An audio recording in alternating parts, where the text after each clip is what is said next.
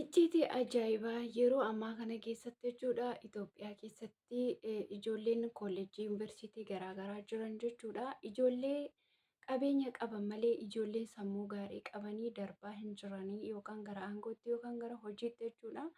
Yeroo ammaa kanatti jechuudha dhaloonni baay'een qormaata jechuudha otoo hin qoramin gubboo yookaan maallaqa laatanii gara aangootti gara biiroo garaagaraatitti yeroo darbanii deebanii immoo jechuudha rakkina guddaa waan isaan biyya keenyarra ga'aa jiran jechuudha.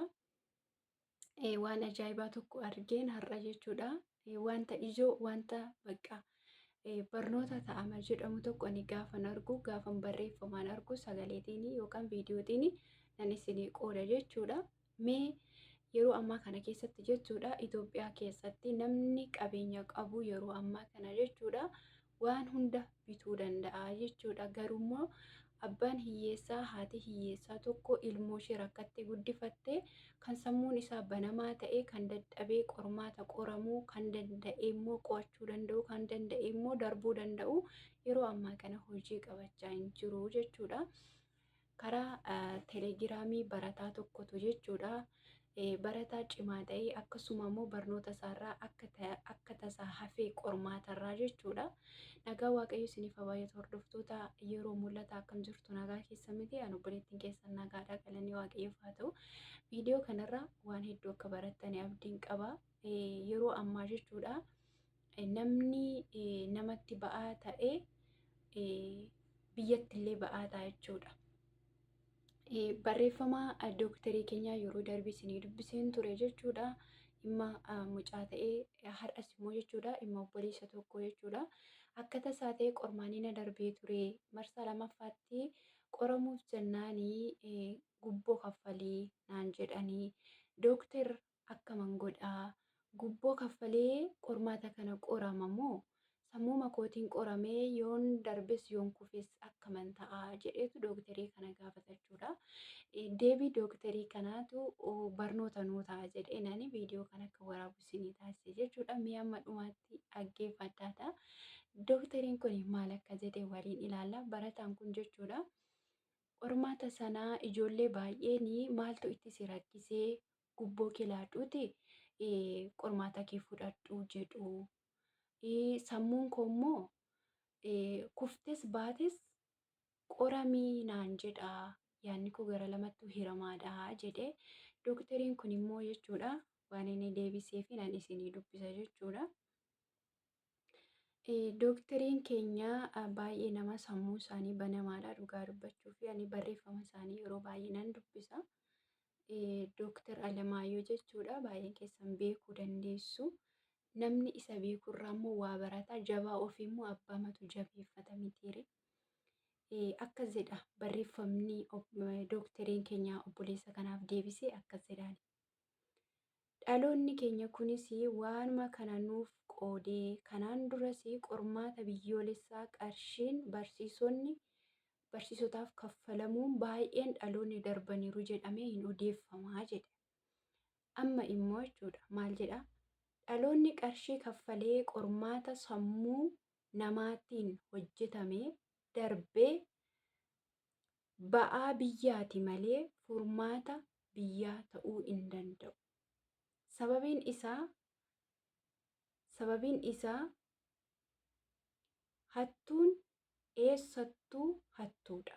Ogeessi fayyaa kan qormaata hatee darbee booru maqasii garaa namaa keessatti gatee gara kubbaa ilaaluutti deemaa jedha.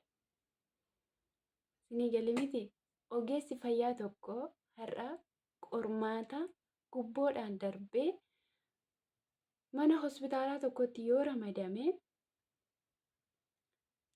yeroo dhalli namaa dhukkubsatee dhufu tokko opereeshinii dhiise gara kubbaa ilaaluu deemaa jechuudha karaa bira.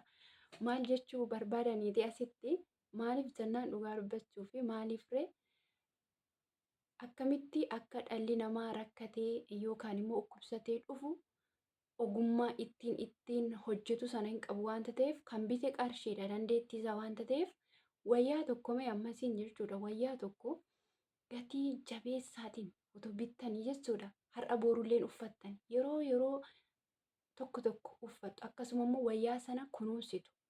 Maaliif gatii keessaniitu itti ba'eera waan ta'eef. Otoo namni tokko kennaama godhee immoo wayyaa gatii jabeessaa tokko otoo isinii laate isinitti hin dhaga'amu badaa jechuudha. Akkasa ofii keessan bittan sanaa jechuudha. Kanaaf jechi dooktarii kanaa jechuudha. Ogeessi fayyaan gubboodhaan qormaata darbe garaa namaa keessatti maqasii gatee kubbaa ilaaluu deema. Mee maal jettu isin? Kanaaf kana bichaa miti kan isaan laatan jechuudha. Itti fufeetuma nan isinii dubbisa. Asitti immoo dhimma amantii wajjin wal ilaallata jechuudha. Gara amantiittis gaafa dhufnu bifuma kanaan kan fakkaatu jechuudha. Kan dooktariin kun fakkeenya fudhatanii barataa kanaaf deebisanii jechuudha. Akkasidha. Gara amantiittis gaafa dhufnu namoonni maqaa tajaajilaatiin maallaqa fudhatanii ni jiru. Gaafa ati kadhannaa barbaaddee gara isaanii deemtu isaan immoo maallaqa si gaafatu. Waajjira lafaa deemtee dhimma kee xumurachuudhaaf qarshii kaffaltee yookaan fudhattee mana barumsaa deemta. Qormaata darbuudhaaf qarshii kaffaltee yookaan fudhattee mana murtii deemuudhaafis qarshii fudhattee yookaan kaffalteeti. Murtii jallisuudhaafis qarshii fudhattee yookaan kenniteedha. Waldaa deemtee kadhannaa argachuudhaafis qarshii kennitee yookaan fudhatteeti. Hundi tokkumaadha. Hundi tokkumaa. Warra qormaata qarshiidhaan namaaf guutuuf cubbuu ta'ee warra kadhannaa qarshiidhaan namaaf kadhatuuf qulqullummaa hin ta'u. Sinii galee mitiire?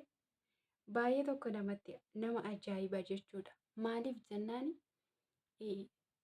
asirratti dhugaa dubbachuu fi isa kamtu cubbuu miti isa kamtu cubbuudha jennee otoo ilaalle hundi isaayyuu cubbuu akka ta'e nutti mul'ata jechuudha.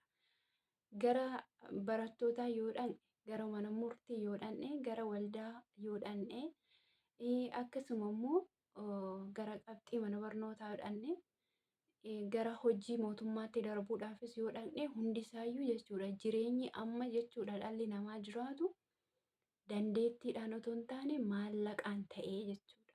Maallaqaan bittee gurguraa ta'ee jechuudha dandeettiin dhala namaa bara kanaa jechuudha.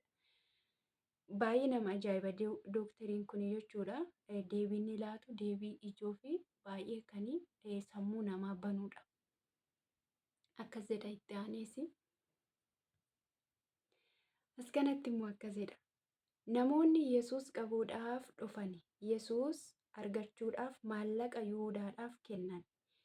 Yihuudaan Yesuusin dabarsee kennuudhaaf maallaqa fudhate. Haa ta'u iyyuu malee dhiiga qulqullaa'aa dabarsee gurgurate waan ta'eef maallaqa sanaan carraa nyaachuu hin arganne. Nama garramu dhugumadha. Yeroo Fariisonni Gooftaa Yesuusiin Yihuudaatiin qarshiidhaan akka inni gurguruu abaabbalanii Yihuudaan qarshii sana fudhatellee Yihuudaan jechuudha maal ta'ee dhumni isaa nama of ajjeese ta'ee jechuudha. Kanaafis har'a jechuudha haati hiyyeessaa tokko dhala ishee ogummaadhaan dhabdee beeloftee barsiifattee dhaloota sammuu banamaa boru maatii koof dabarsa jedhanii bakka qabxii tokko lamaadhaaf kuffisanii namoota boru biyyatti ba'aa ta'anii boru biyyaafillee barnoota laannee tokko ol butaniitu jiru jechuudha. Garuu haa ta'u malee namni kamiyyuu karaa isaaf hin malle dandeettii isaaf hin malle jechuudha. Karaa kamii haa ta'u karaa miidiyaa haa ta'u karaa lafaa gaafa qaamamaa ta'u gaafa onlaayinii abbaa barbaade haa ta'u namni karaa qajeelummaa hin taanerra deddeebi'ee jechuudha deemee jechuudha sobaanis haa ta'u. Qabeenyaanis haa ta'u dhumni isaa hin tolu jechuudha akkuma Yihuudaa kana jechuudha sinii galee miti. Kanaaf hamma dandeenyetti dandeettii maqamnuudhaan inni baratus inni hojjetus inni caramee hojjechaa jiruyyuu mataamtisaayyuu jechuudha hamma danda'ame namni tokko dandeetti masaaf qabeenyuma isaatti otoo hojjetatee otoo itti jiraate waaqayyo isa eebbisa. Sammuumti isaayyuu boqonnaa laataa fi dhugaa dubbachuuf har'a jechuudha manii otomman ka'ee dandeettiin koo hojii mana baankii miti. Garuu immoo gubboo kaffalee utuu mana baankii sana seenee namootarraa waa tokko ilaalee baruu nan danda'a akkamitti akka tuttuqaniisa. Garuu ogummaa koo miti. Garuu sammuun koo yeroo hundaa hin nakasasa jechuudha. Maaliif jennaan wanti kan keenya hin taane sammuumti keenyayyuu har'a booru nu kasasa jechuudha. Kanaaf yoo jechoota namaa jalaa fakkeessinee baaneyyuu sammuu keenya jalaa bahuu hin dandeenyu jechuudha. Kanaaf waanuma qabdaniin dandeettii qabdaniin jechuudha gara miidiyaa haa ta'uu gara lafaa haa ta'uu gara barumsaa haa ta'uu gara hojii haa ta'uu hamma dandeenyu tokko waanuma qabnuun yoo hojjenne waanuma qabnuun yoo jiraanne waaqayyos nu jaallata sammuu keenyas boqonnaa argata jechuudha. Viidiyoo koo kanaan gadhumaatiitti waan dhaggeeffattaniif galatooma. Akkuma kana jechuudha barnoota biraa qabadhee isiniifan dhiyaadha. Gooftaan isin haa eebbisu akkasuma dooktarii kana barnoota isaanii waan hin jaalladhuuf yeroo hundumaa barreeffama isaanii akkan dubbisu na taasisa jechuudha. Gooftaan isin haa eebbisu eebbifama.